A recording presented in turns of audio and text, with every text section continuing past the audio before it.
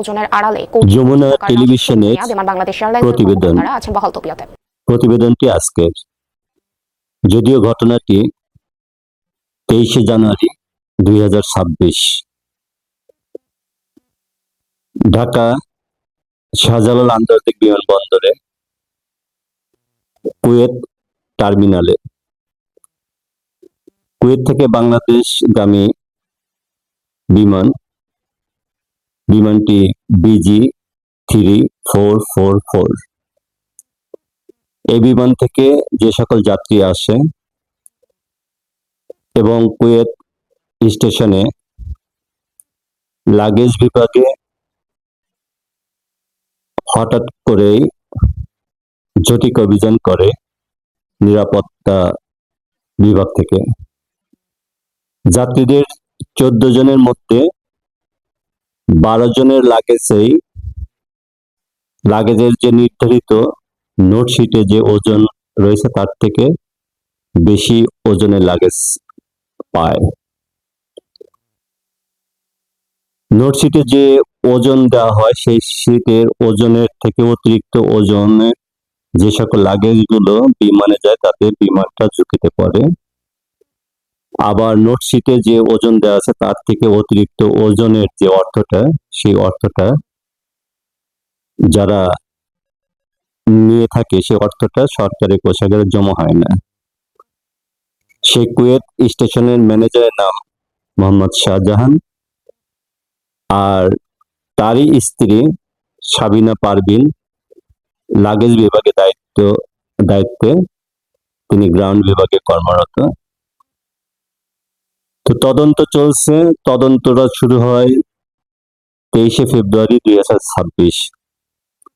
আজকের প্রতিবেদনে যা দেখা গেল, সেই তদন্ত চলাকালীন সময়ে এর সুরাহা না হয়েই শামীমা পারভিন অর্থাৎ শাহজাহান সাহেবের স্ত্রী, তিনি সেই একই টার্মিনালে ম্যানেজার পদে তিনি সিলেক্টেড হয়েছে।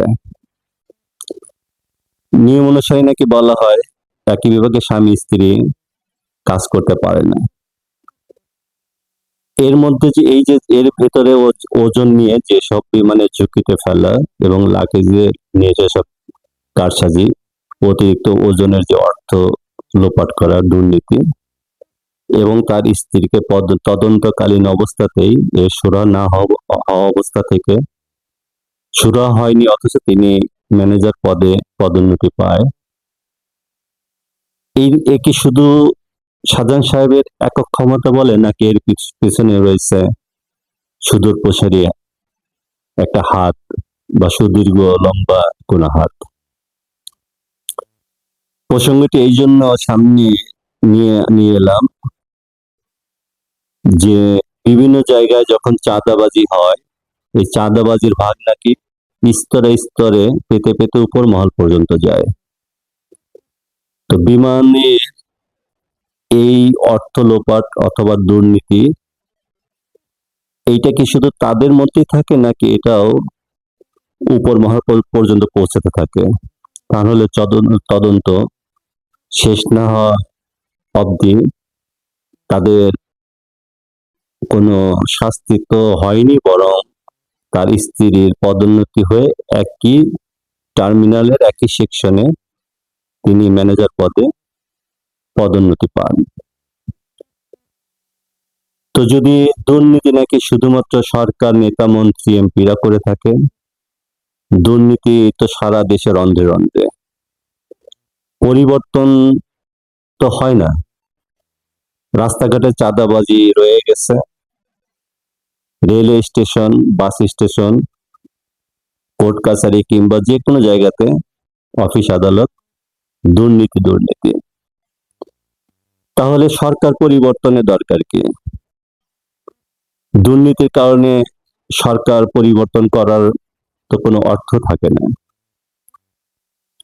দুর্নীতি পরিবর্তন হয় না, কিন্তু সরকার পরিবর্তন হয়। আসলে মনে হয় এই দোষটা জনগণেরই। আমরা জনগণ, আমরা জানি যে দুর্নীতি হয়, যে এই দুর্নীতির অর্থ দেশের জনগণেরই অর্থ। কিন্তু সরকার পরিবর্তন হয়, দুর্নীতি পরিবর্তন হয় না। আমরা এমন একটি সরকার, জনগণ বারবার সরকার পরিবর্তনের আশা করে, যে এমন সরকার দেশে আসুক যে সরকার দুর্নীতিকে প্রতিরোধ করবে এবং দুর্নীতি মুক্ত দেশ গড়ার জন্য বদ্ধপরিকর থাকবে।